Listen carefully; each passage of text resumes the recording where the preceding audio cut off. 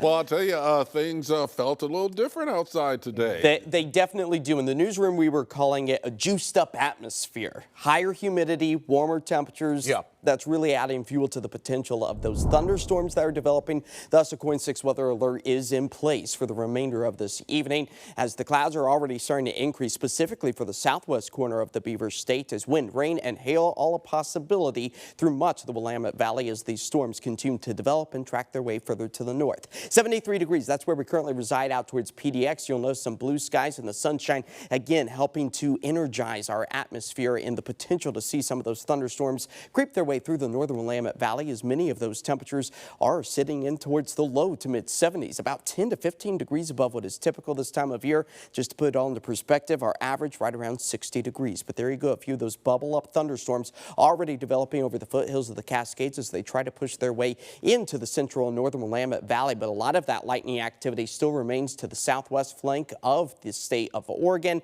These storms, nothing has turned severe yet, like we saw about this time yesterday, but that potential is still alive and well as we give you a closer picture out towards the Mill City area, Detroit, likely seeing a lot of lightning off in the distance. And we're also seeing a few stronger bubble up thunderstorm cells out over the coast range as they continue to track their way to the north. All is a marginal risk does include the central southern Willamette Valley.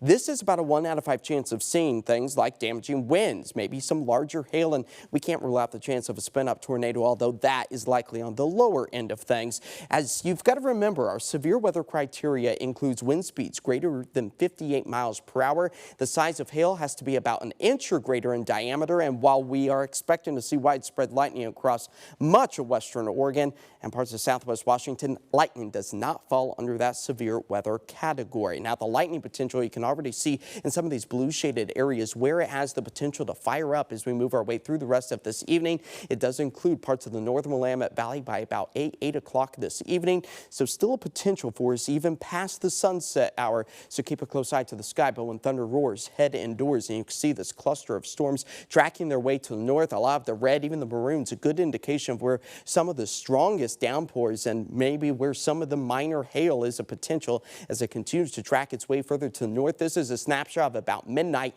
as improvements are anticipated. And then we flip everything back over to just scattered rain showers for Saturday morning. That changes again, though, by the afternoon as we gain temperature.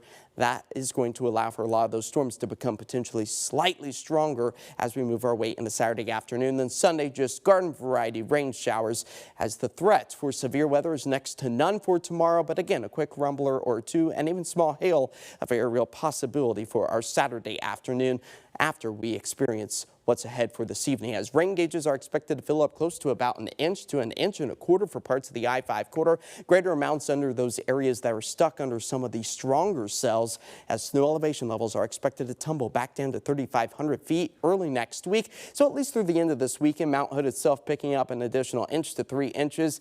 That's a welcome sight for the ski resorts that are winding things down as we move our way towards this weekend. But 50 degrees is where we fall to tonight. A few scattered thunderstorms will start to fade after about midnight as temperatures warm back up into the mid 60s along the I-5 corridor for tomorrow. And our 7-day forecast does show the thunderstorm potential starting to wane as Sunday approaches. Cooler temperatures really start to sell their way back into the Pacific Northwest. You'll notice we bottom out into the low to mid 50s on Wednesday. So we go from above average to below average before drier skies return 1 week from today. So those April showers that have been absent finally starting to play into our 7-day. Yeah. All right. Thanks, Josh. Yeah.